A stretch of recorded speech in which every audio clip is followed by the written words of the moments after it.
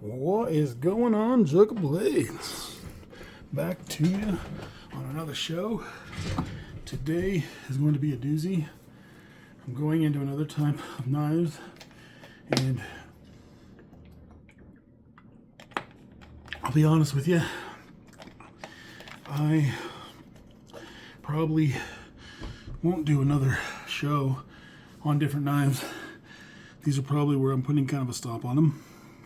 I mean, as far as difference, I do have another, I'll make a multi-tool later on, but these are kind of wrapping up the eventuality of the knives that I have that are different from other knives, more or less, that carry on a different characteristic. So, if you remember, right, before, we were talking about the nice knife that I like here, that I got a microfiber this time, people. That way I can take that off. So, my knife of choice, my knife of beauty that I love, of course, like always, like I said, is the Cormont. I think that's a very cool knife and everything. So, today we're going into specific types of knives that are in another direction, that are way different than the others. So, our first one off today, we're going to start with, as you can see, it's got a button. Ooh, a button. So like, oh, is it a button lock? Is it a button lock? No, my friend. This is what they call a Boker. And a Boker is a German knife, I believe. A German company, that is. I mean, they use Chinese parts. You'll notice that everything comes from China.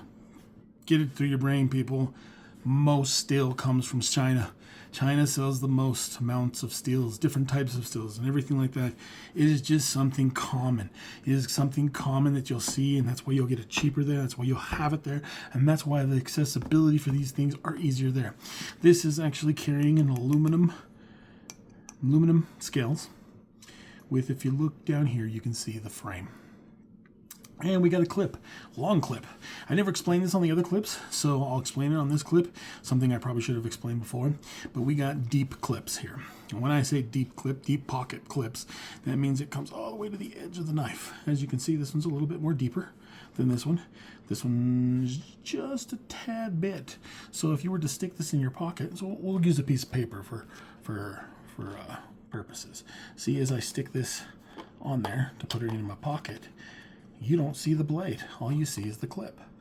Just a teeny bitty bit, but you'll never see that clip. You'll never see that. That is what you call a deep carry. This one goes down further.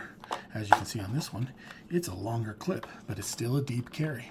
Deep carry meaning that you don't see the knife. All you see is the clip. So this could be anything. It could be anything in the world. It just makes it easily concealable.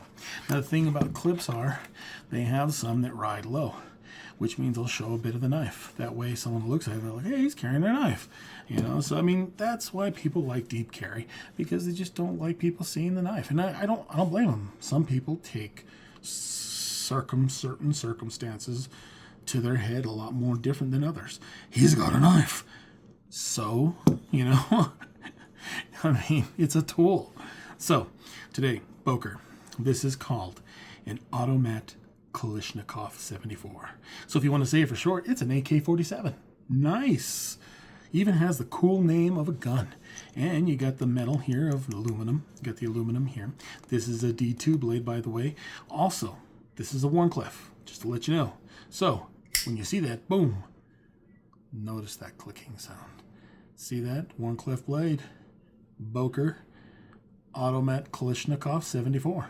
So, I mean, if you really wanted to say, I wish they would have just put AK-74. That'd have been so cool. But they just didn't do that. They wanted to let you know what the AK standed for. But for short, AK-74, my friends. AK-74. Nice knife. Button lock. So when you button it down, you push the button down, then you can get this and you can pull it down. Now, if you weren't paying attention there, this is what they call an auto. An automatic knife. I push the button, flings the blade out. Now, I'm going to have to say this. It's something that you'll need to be careful with. When you're pushing this blade down, it's not easy to put it down with one hand. Notice as I go to one hand and I try to put it down, I gotta hold it. Because at all times, the knife has tension on it. Tension of a spring pushing it outwards. So therefore, you have to click it in position, so when it comes out, it always pops out. It'll never stop from trying to come out. which in other words, I would say this is probably, I'm going to say this, it's probably not going to go out on your pocket. The reasoning being is because most of these knives, and I'll be honest, most automatics, they'll have a locking mechanism here. This one doesn't have a locking mechanism, but they'll have a locking mechanism here that'll lock this in place so you can't push that. But the thing is you can see this is so low from the surface that it's very hard. See, I'm pushing on that. You actually have to do a deep push on that, meaning that setting this off is not an easy task. And if your knife is sitting in like this, that means you have to go to the bottom, because that's where the button is. And you can't push here, because guess what? There's no button here. So if you bumped into something that was pushing it, the knife isn't going to go off. Now, if it was on this other direction, and you got something that could poke and hit it, it's going to go off. If you could poke it right on and do it. But I mean, those kind of mistakes can happen. But when your thing is here, this is setting up on your this is setting up on your skin.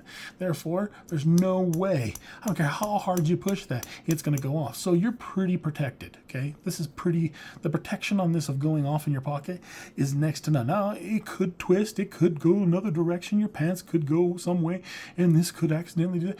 Anything, accidents can happen. That's why they're called accidents. Accidents happen all the time. Therefore, an accident could happen, and this could go off in your pocket. And if it goes off on your pocket, most likely it's going to do exactly this. Notice me? Boom. See that? Now, you're not going to stick your hand in there. You're going to try to find a way to get this out of there easily and pull it out easily out of your pocket.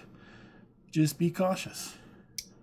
It's just going to open in your pocket. It's not going to cut you. It's not going to hardly do anything to you. And that's if it goes off. So, I mean, the probability of this going off is next to none. It's kind of like probably the probability of you crossing the street and not looking both ways, and you're just trying to cross the street and you just kind of take a glance. That's what the probabilities are. 9 times out of 10, you won't get hit. But there's always that chance that someone can come down and hit you and could hurt you. But at least with this, you're leaving with just a cut or a wound. So, I mean, I still say that out of all the knives that I've showed you and that I've done with you, this would be the one that I would say is probably the only one that I would find semi, notice I say that semi-dangerous. You just need to be a little bit more careful with these knives, because these knives can pop, and on an accidental thing, I'm not going to put it to the word that this can't happen, So, I mean, that's the one thing. But the nice and the beauty out of this that people love is that, hey, I don't have to open up this knife. This knife opens up for me, But you do have to close it. Therefore, you have to go like this, And you hear that clicking? Now I'm going to give you some information on these knives. Excuse me. You got the hull there. We'll go ahead and pop this open. I'm going to set it down on the thing here. I actually got a tape measure, people. So, from the knife tip to there. We got to turn it the other way because we're Americans. I'm not from that country of centimeters. But we got about almost 3.5 inches, but we would say 3, and I would say the blade is 3 inches and maybe a quarter, 3 inches and a quarter for the blade, and then a little bit more for the rest of the metal. We're looking at from here to there, we're looking about 4 inches and probably about a quarter, maybe a third. Yeah, we say a quarter. So 4 inches and a quarter. So we're looking about, in grand total, 7.5 inches, maybe 7.8. I mean, I could look on the line, but I wanted to do it that way. That's about how big the blade is.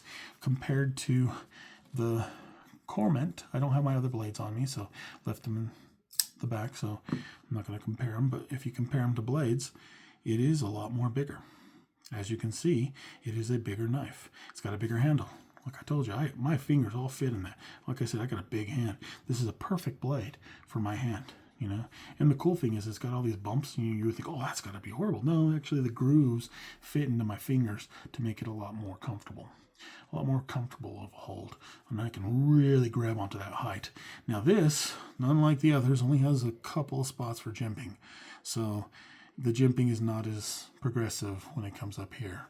So you got sliding, which really kind of sucks because this is a Wharncliffe blade. And a lot of people will probably say, no, this is a reverse Tonto. What that means is a Tonto blade actually would look like this. That's what a Tonto blade would look like. We're just pretending that this is the blade and it comes up like that. That's a Tonto blade. But this is a reverse Tonto. But it can't be a reverse Tonto. You know why? Because this blade, this coming down to make it a Wharncliffe, this would be sharp too. Because on a Tonto, it's sharp from here all the way to the bottom, sharp from here and all the way to the top. So you can't call this a reversible Tonto.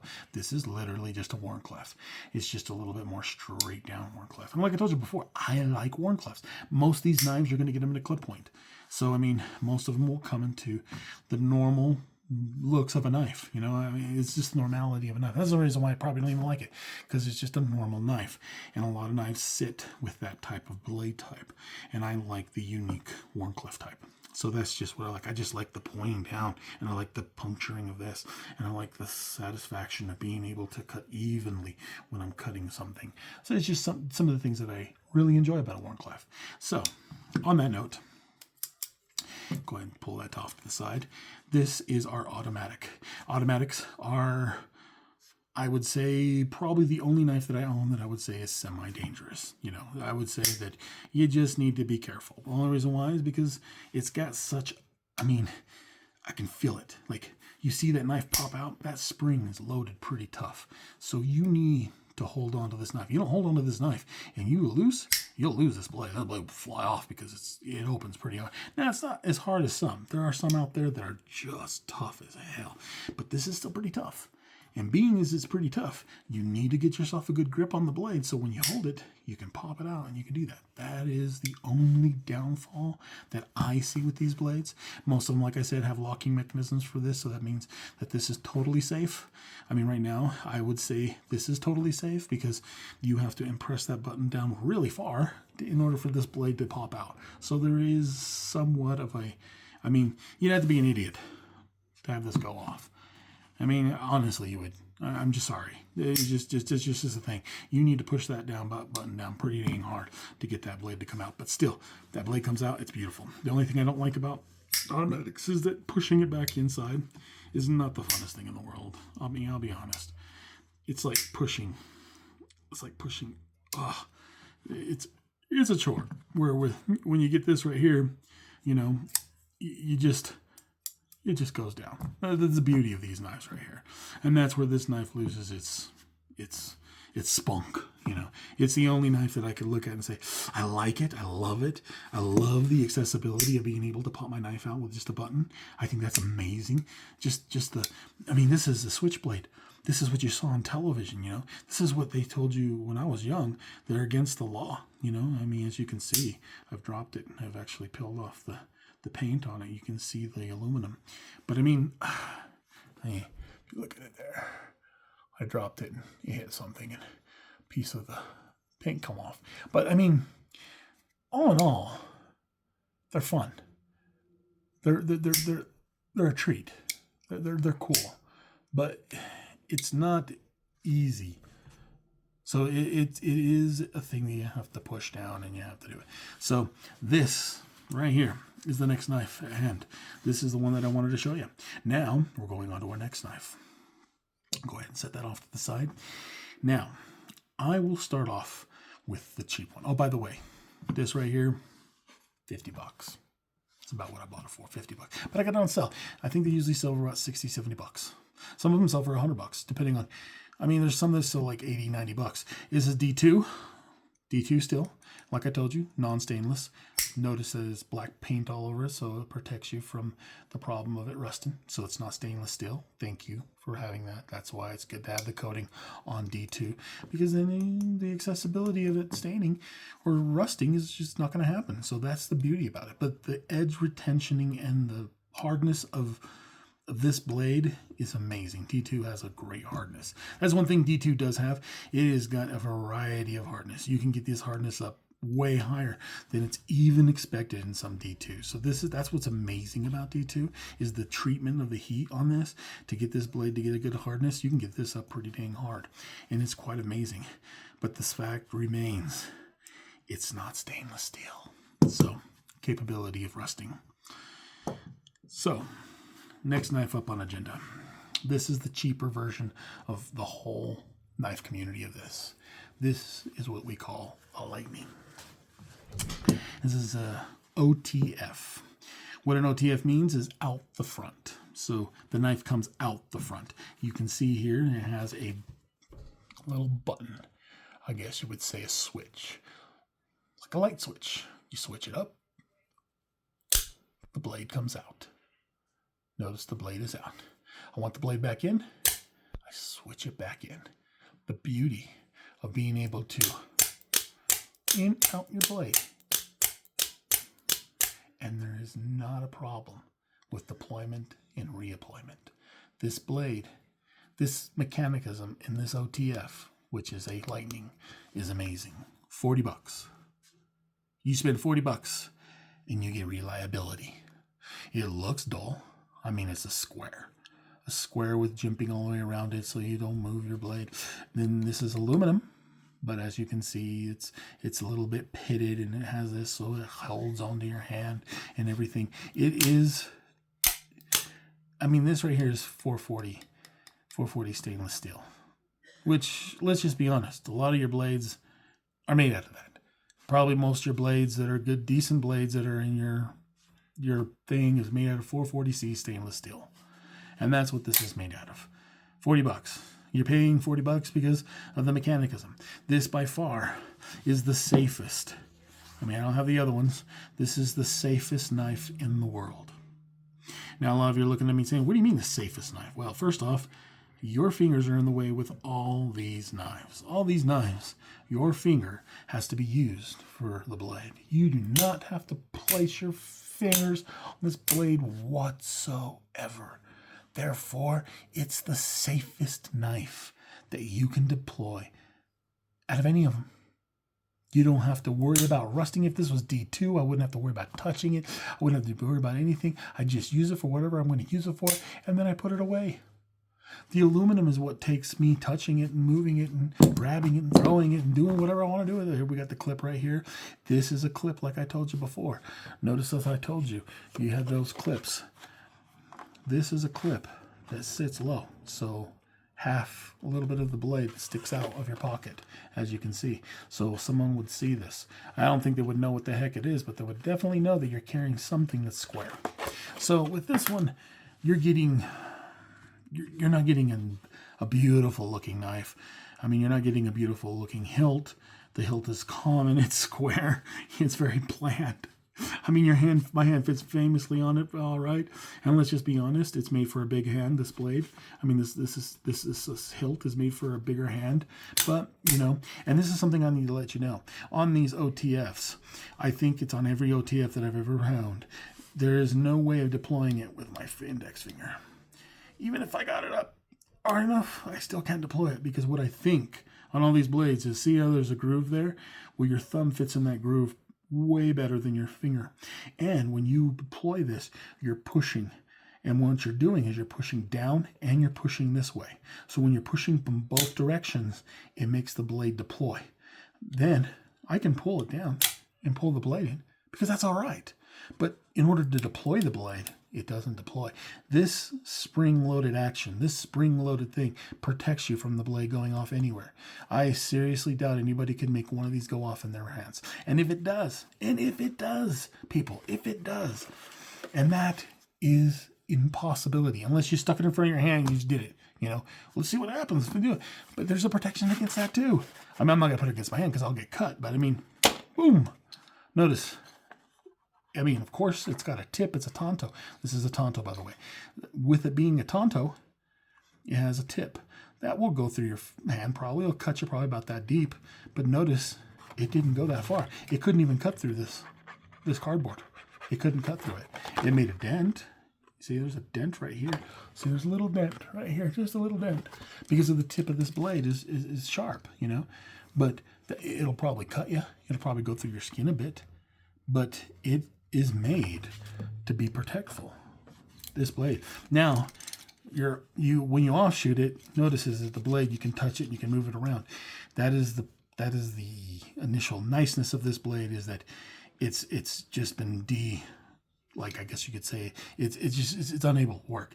But you can fix that. You just push this button up like that, grab the blade, and just click it. Let's get it. There you go. Click it in the spot. You'll hear a clicking back here in the back, and that clicking will lock the blade back in. And back to normal. And the deployment and the re-employment doesn't have to. I've heard people owning these knives for 3 to 4 years, and they've never misfired. Still, to this day. I heard one guy say he misfired once, and he said the misfire was because he accidentally pushed it into something that stopped it from going. So, like I said, different blade, Tonto blade. Like I told you before, Tonto blades are sharp up here. See, that's a Tonto blade. That is a Tonto. And a reverse Tonto would be this, but just the other direction around. And that would not be a Warncliffe, that would be a reverse Tonto. But we have to call this a Tonto because there's a sharpness up at the front and a sharpness over here. So that way, if you need to take off something and you need to use the angle for it, you could do that. I like Tonto blades. Tonto blades are really cool. Tonto blades are kind of like a Japanese type of thing. A lot of wakasashis and blades like that are built in a Tonto way. So I think that's kind of cool. So, I mean, we got 440 stainless steel and got some indentations. The knife looks cool. The blade is protected by black, therefore it's a little bit more protection to the blade and everything. So I mean, it's nice. It's a nice OTF. It's a cheap one. I mean, you're paying for a box. You know, there ain't much to it. You know, it's called the Lightning Elite. That's what it's called, the Lightning Elite. Not much to it. But and you probably can get this even cheaper than 40. You probably can get this for 30. I think I bought mine for 30 because I found it on a day where it was on sale because they were getting rid of some of the stock, and I bought it for 30 bucks. I mean, where could you go wrong? 30 bucks. I showed you that Pyrite, 30 bucks. This is better than the Pyrite if you ask me, because that is, I mean, I don't have to do anything. It does it all. The only thing the Pyrite has over this is it's better still than this. But a lot of people say ARPM 9 is 440 stainless steel, just better. I mean, I don't know. That could be true. That could be not true. I don't know if it's been out long enough for people to really put a lot of tests to it. Because 440 stainless steel can be at a really good hardness. I mean, I don't know how hard it is. I would have to look it up. And I don't know how hard this is, but I'm sure it's treated to a certain extent where it's nice. So, I mean, this is a decent... I mean, this to me is my favorite by all means. My favorite. This is what I used to dream to have when I was a little kid, when I watched movies and I saw guys pop out knives like that and then they pop them back in. I think that was the coolest thing in the world. This is amazing. Then that day that I got this, I actually got two in a row. Here's my second one. Go ahead and set this off to the side. I went and got two of them. This one is called an AKC, I believe it's called. And the only reason why I got it, now this is something I'll let you know. These are way different sizes, as you can tell. This one, this AKC one, is way bigger than the OTF.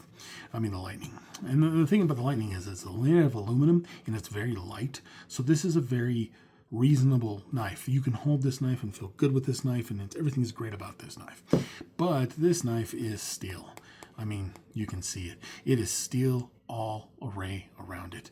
You can see steel all the way up into here, steel all the way up into here. This is a heavy, heavy knife. This is something that you use for work. This is a work knife. This is a knife that you put paint on it and structure. You do things that you need to do with this knife. Now, it is 440C. I mean, it's not the greatest of steels, but I mean, it's still a sufficient steel. And here we go. Now, as you can tell, this knife is a double-bladed knife. But you can do that on an OTF because you're not grabbing the knife. The knife is not being played with. Therefore, you can have a blade on both sides. That's the niceness of having an OTF, is that you can have a dual-bladed side. If you had a dual-bladed side on a knife like this, well, how the heck are you supposed to close it? How the heck are you supposed to put anything on it? I mean, when you close it, I mean, with this one, it's really, really easy, but there are some knives that you need to grab and you need to push a little bit to put into the, you know, to put it down. So, I mean, you can't do that with a double-sided blade, but you can have a double-sided blade on a knife that doesn't require you to touch the knife. Now, I will be honest with you, the deployment on this one is a lot easier. It's a lot less stressful on your finger. I can do this and deploy this and bring this back in a lot more better than I can this one. This one is, I mean, this is, you gotta push. I mean, if you're gonna practice or you're gonna put your finger to a point where you're trying to use it for strength, this is the perfect knife to do that with, because this knife is, the reason why I bought this knife, this is also a deep, and you want a deep, but notice it has a glass breaker. I've noticed on a lot of these OTFs, I don't know what it is with companies, but they love to put a glass breaker on them. Glass breaker is normally the go-to. And I mean, just about all of them have it. But I mean, not all of them. He's like, not me, I'm a Lightning, I don't have it, but I paid $40 for you. And they're like, well, you only paid $40 for this too. And you're like, yeah, you got that right. I paid $30 for this one. It was on sale. But this one I paid about $40 for. The only reason why I got this one is because it's got Mustang on it. I'm sorry, I'm a Ford lover.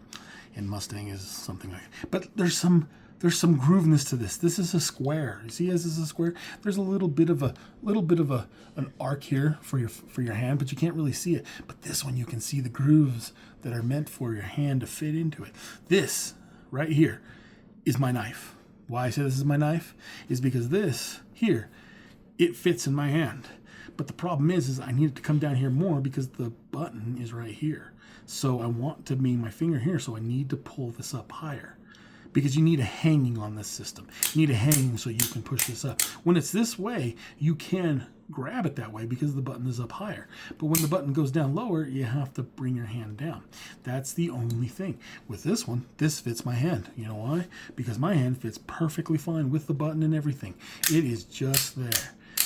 And I'm going to tell you, this is not just a knife you put in your pocket. This is a knife you put in your jeans because this knife is heavy. I mean, you can see it. I mean, we'll just do some measurements on this knife.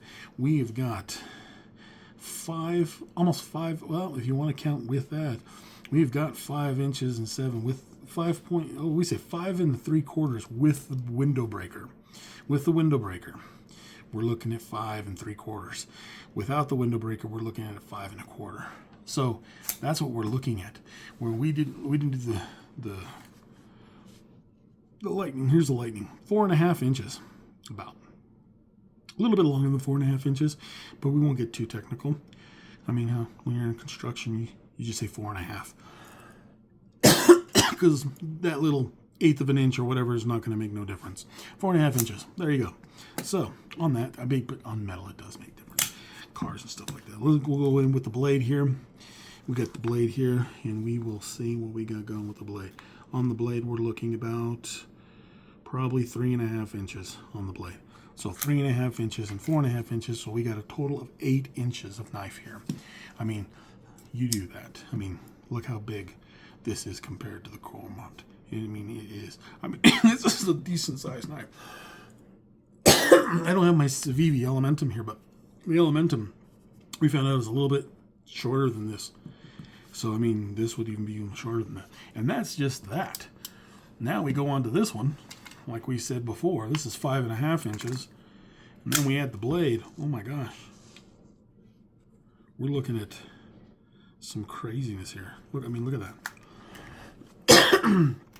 We're looking at from blade to hilt. The bottom of the hilt. 9 inches. 9 inches. We're looking for the blade here. From here to there, we're looking about close to 4 inches. Really close to 4 inches, but we're looking about 3 3/4. I would say 3 3/4.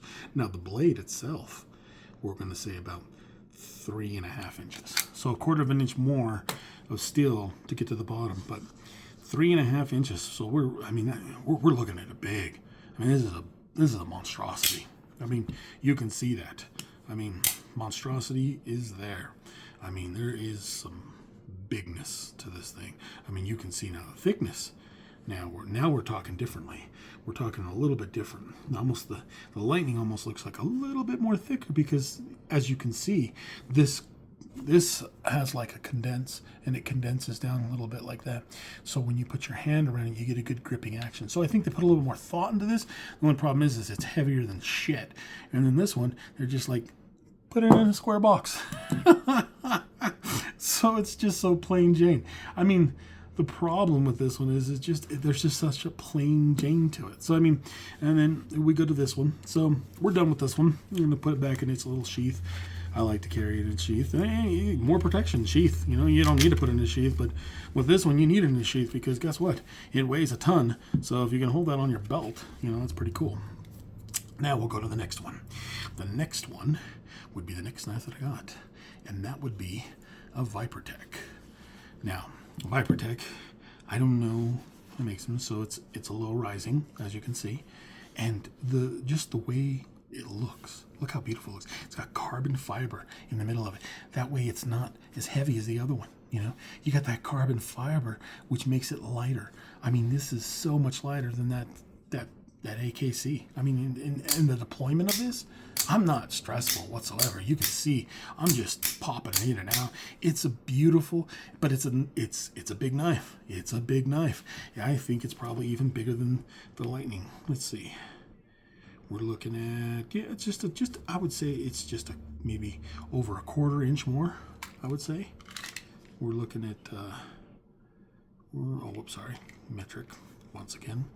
We're looking at 5 inches, 5 inches, 5 inches. When we looked at this one, we were looking at we were seeing like about 4.5 inches almost, a little bit over 4.5 inches, but 4.5 to the 5. I mean, come on, way different.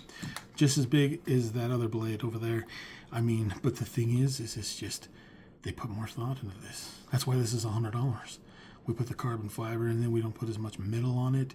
We make it a little bit easy accessible. I know how you're thinking, well, they use aluminum on this one to make it lighter. Yes, aluminum is cheaper than steel. So, I mean, let's just be honest. But, I mean, this is going to make the knife lighter, but they just put metal around it. And with that metal and with this thing, I mean, you got a good accessibility. This is also a double-sided blade, but this is no black to protect it. This is actually, I believe this is 440 stainless steel as well. You can pick it to be D2, but when I got this, I didn't, I got it in a box, one of those mystery boxes, and that's what I ended up getting. And we got a little snake right there, which I think is really cool. Awesome logo. Don't mind logos. I honestly, if there was a big snake head right here, that wouldn't bother me. I would love it. Please do these things, people. Don't listen to those idiots. The ViperTech logo right here, that's cool. That's cool. I like that. That's cool. The clip on this is an amazing clip. I don't know. I think it's made out of aluminum, but I mean, it's an amazing clip. These are the clips that are really nice, but the problem with these clips are the really nice clips that really fit the contouring of your hand and everything. It doesn't bother you. The problem with them is that it's a low rising clip, so you're going to see that hanging out of your pocket. But I don't think anybody's going to really figure it out much. But hey, they could, you never know. But the problem is you won't. But if you see that ViperTech logo, you know exactly what this is. If you know anything about ViperTech, which is it's not a considerably known company. I mean, this is not a known company, I'll be honest with you. This is not known. So that is it for our ViperTech, and we will come in with another ViperTech. Now this one right here is a smaller one. As you can see, it's a smaller knife, way smaller. I mean, we're looking here, grand total of, did it again. Don't mind me, I'll be doing that all often. I'm here all day. We're looking at a little bit below 4 inches. We're looking at 3 inches and about 1/8 of an inch, maybe. I would say 1/8 of an inch. So we'd be saying 7/8, 3 and 7/8. I'm not counting the glass breaker, but like I told you before, they love to make these stupid fucking, that's a 1/2 inch, by the way, the glass breaker. So that makes it a 4.5 inch almost a hilt button here, made out of all steel. So notice there's no carbon fiber in the middle of this or anything like that at all. It's still just as heavy because it's, this is a crazy thing. This might be a little bit more heavier than this. Maybe just a little bit because of that carbon fiber. But the blade in this, notice, I mean, that's a small blade. I mean, that's a small little poker. I mean, that's a little poker. I mean, we're looking at 2.5 inches. Yeah, that's a small little blade. Most of those blades are an inch longer than this blade. I mean, they do the holes, which I do like because this lightens the blade. But easy deployment, easy unemployment. I mean, amazing. Sorry, I just said unemployment. Oh, stupid. Sorry.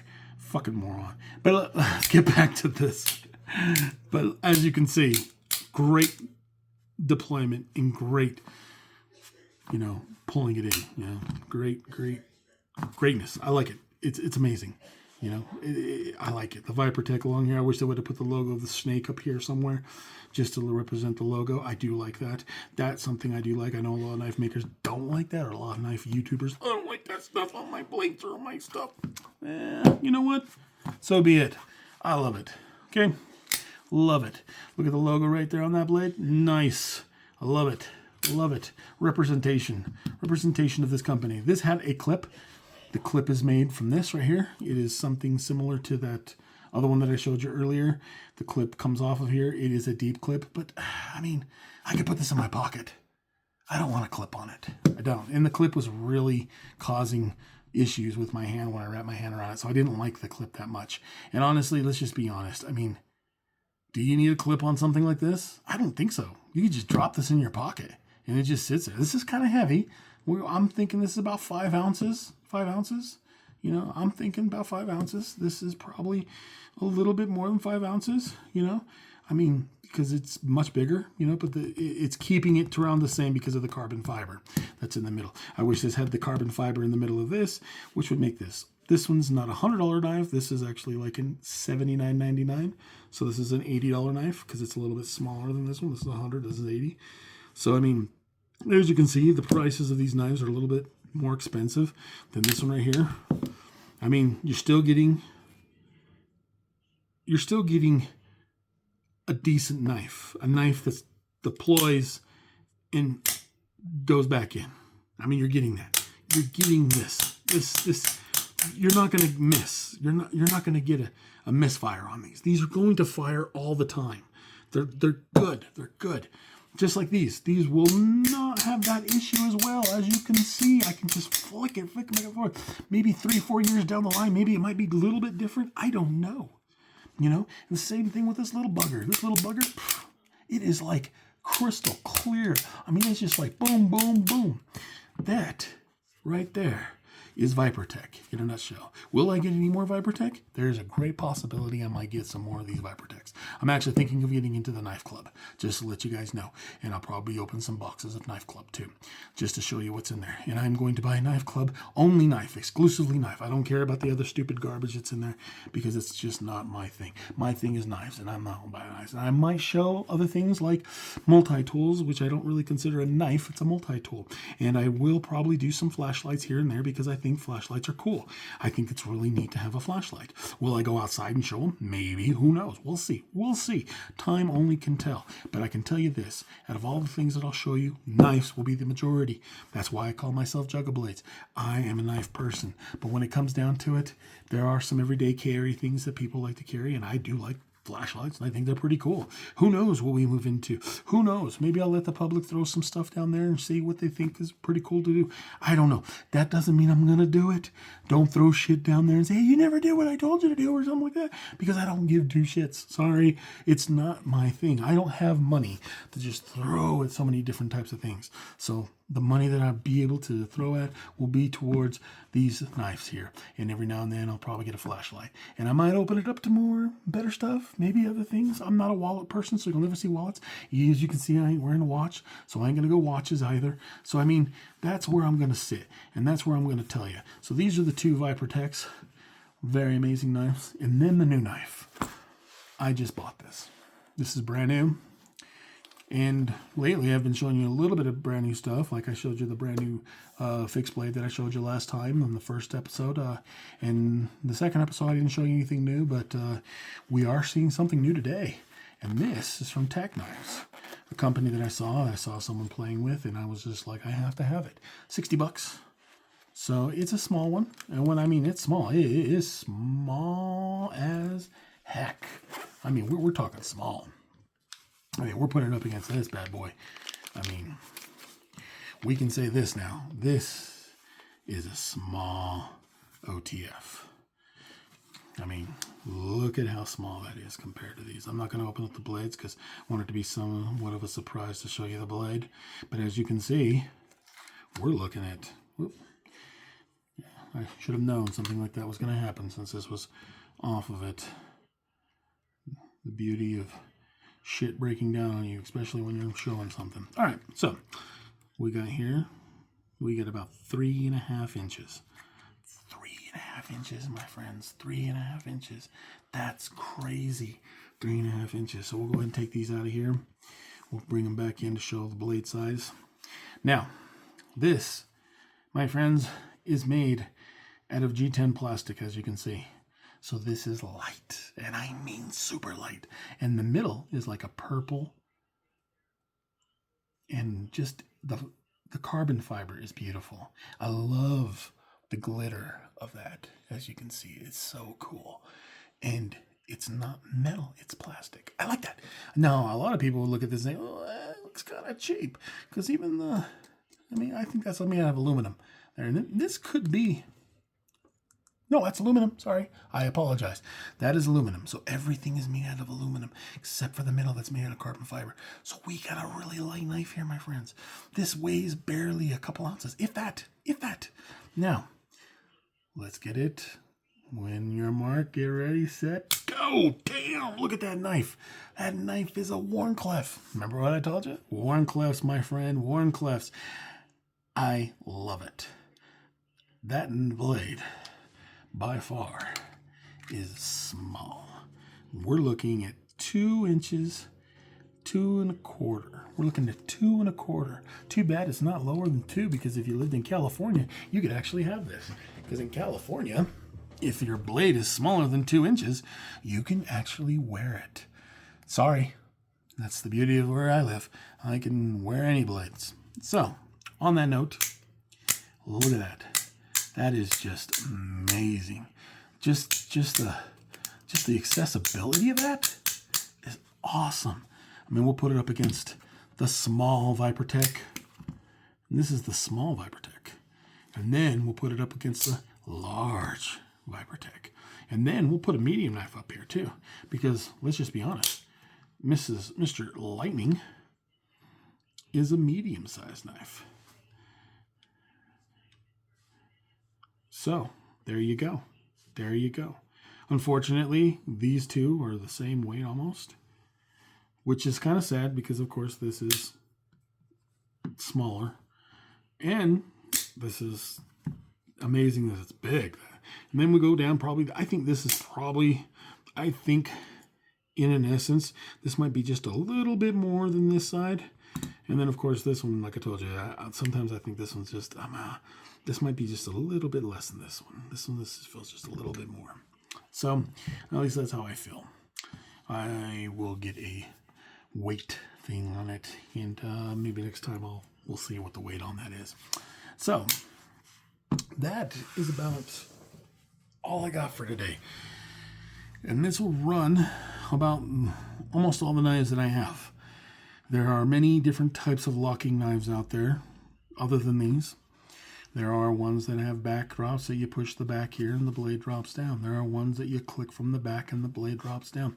There's a lot of different types of locking mechanisms on knives. Do I own those? No, I don't. So I'm only going to show you what I have accessible at my fingertips, which is not a whole bunch because, like I said, I own about 20 plus knives. And owning about 20 plus knives, that's nothing compared to the normal knife person that's on these channels. They have hundreds and hundreds of them, and they're all priced between all different prices. Where when you look at me, my most expensive ones are probably in the $100 territory. It don't go any higher than $100. So only if this channel does amazingly well and I actually have enough to deposit it, because I will use the money that if I make off this to get more and better knives. And that's what, and I will say that as a plus, as something that I will say, I will and will invest into this even more. The more that you like, or the more that you accept what I do here, what I'm all about. You know, oh, by the way, this is D2 still, so this is not 440 stainless steel. And there'll be a day where we'll probably sit down and talk about stills a little bit and about what I've learned about them and stuff like that. I mean, they're not that very hard to learn about them. There's over 40 to 50 different types of stills out there, and they're being made every day. So let's just be honest, with the way the world is, there's no telling how many more will be made within the next year or so. So right now we can just sit by and just say that I know the most used ones of them all, because people try to stay away from the old steels. well, at least the stills that came out, and then they got outdone fast. Because the problem with stills is, from what I've been told, or what at least I've heard, is a lot of stills, when they came out a month later, they came out with a still better than it, which loses the popularity of the still, and the still just falls off, the edge, and you don't talk about that still anymore. I mean, the still that you'll probably see a lot of is 9CR. 9CR18, I believe that's what it's called. And 9CR18 is normally or typically what almost all decent stills are made out of. So when you go to Spyderco, the lowest they're going to give you is 9CR. And 9CR, I'm going to be honest with you, it's a good steel. You can get it up to a pretty decent hardness, and it's a respectable steel. Meaning that if you're just buying a knife because you need to use it for work and everything like that, and you need something that's reliable, 9CR is perfect. 440C, perfect. That's what this is, 440C. 440C is your most common steel. At one time, back in the days, almost everything was made out of 440C. It was just one of the big things. You could read on your knives, 440C stainless steel. That is like the steel. That is like the bitch of stills. That is just everywhere. And D2, when it came out, it just became the next bitch of stills. And everything has D2 on it, The thing is with D2 is it can be harder and just better. But what people didn't ever understand about D2 is it's rustable. And I know a lot of people look at it and say, well, what's the problem with the rustable thing? Well, people see rust on their blade. They think their blade is broken. And that is so untrue. The thing is if you don't know about a substance, or you don't know about something and you're less knowledgeable about it, you don't understand what something actually means. So if I was to get surface rust on this, all I would do is just take some sandpaper and sand off the rust. Or you could probably take some cleaner and just clean off the rust, and the rust goes away. And that's how easy it is to make it go back the way it was.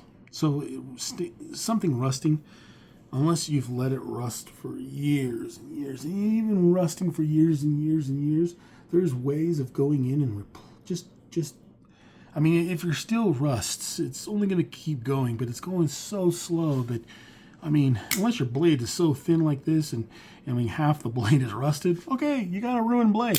You might as well go bye-bye. But rust takes years and years and years for that surface rust to go deeper and deeper into your steel. It's not something that just happens overnight.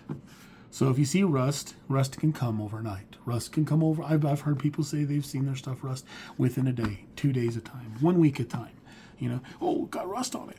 But that doesn't mean you ruined anything. That just means that it was wet, it was damp in the air got on top of the surface of your metal, and your metal just produced rust. And that's all it did.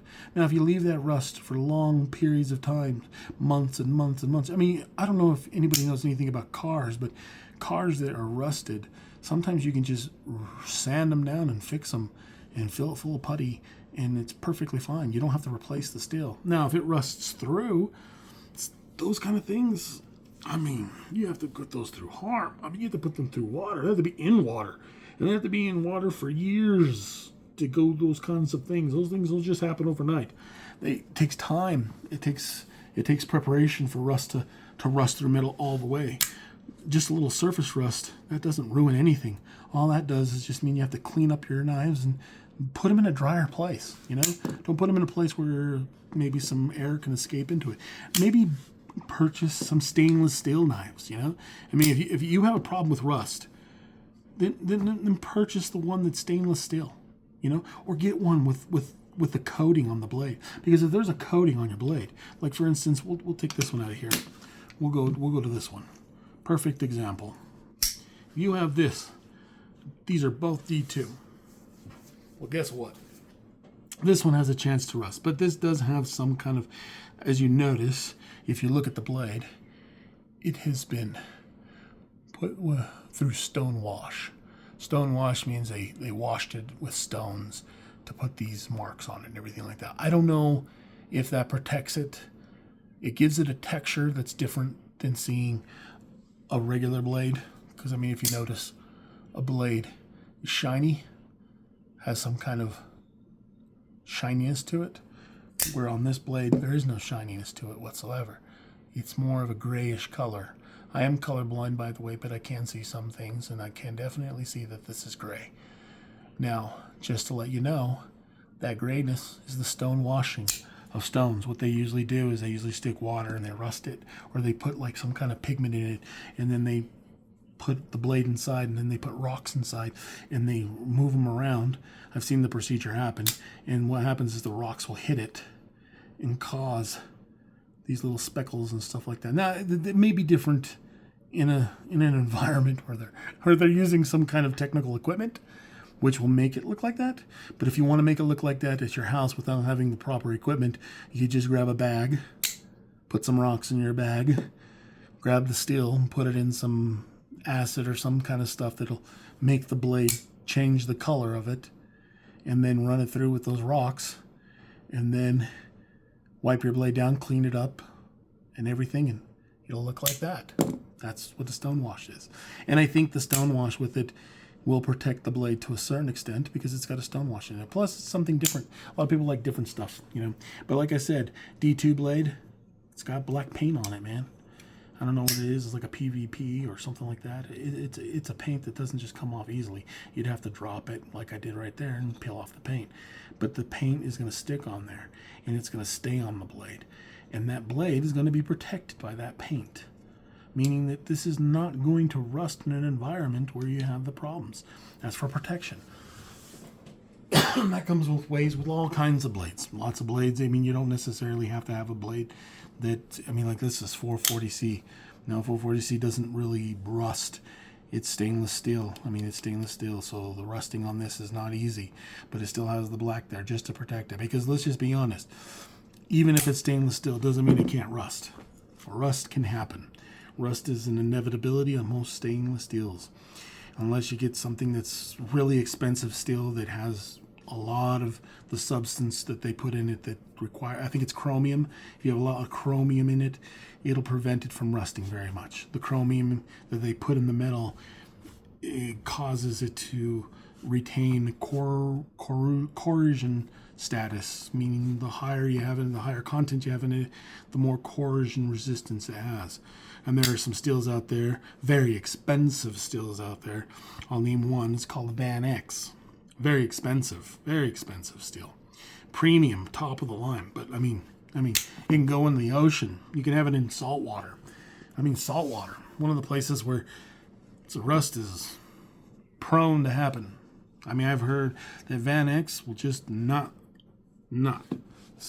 rust. But let's just be honest. Stick it in some acid, stick it in something that's going to tear it down. Let's be honest. If you want to make something happen, you can make something happen.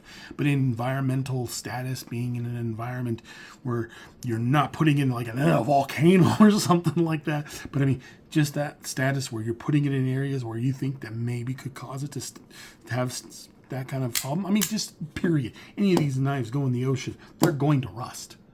That's just going to happen. But that Van X, nope, my friend, it's not going to happen. It is tough and powerful.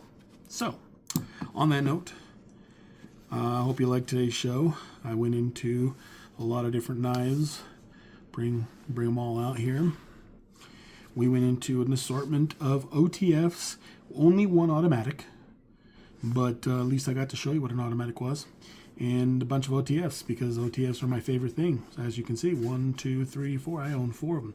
So over a quarter of my knives are OTFs, because I love OTFs. Probably the other half is this, or probably even more. So I mean, most of my knives are this right here, because I love these as well, because I love being able to open up my knife as well. But I love an OTF. An OTF was a dream come true for me to pick up, because it was something that I've always wanted ever since I seen it on the movie screen. I wanted these knives, and now I can own them. And if you live in California, I'm sorry. I'm really, really sorry. I mean, you could buy it, have it in your house protection, but I mean, can't carry it, can't bring it outside. So just be careful. I don't condone it. Let's just put it that way. But on that note, just like always, we out.